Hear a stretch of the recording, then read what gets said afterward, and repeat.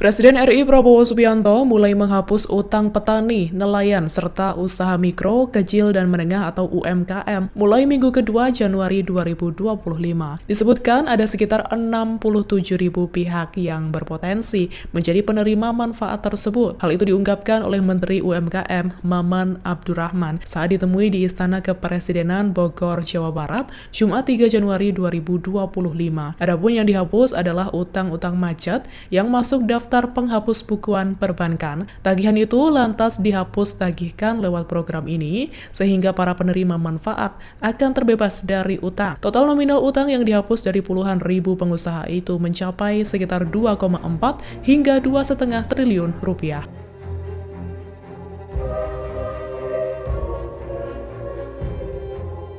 Download Tribun X sekarang, menghadirkan lokal menjadi Indonesia.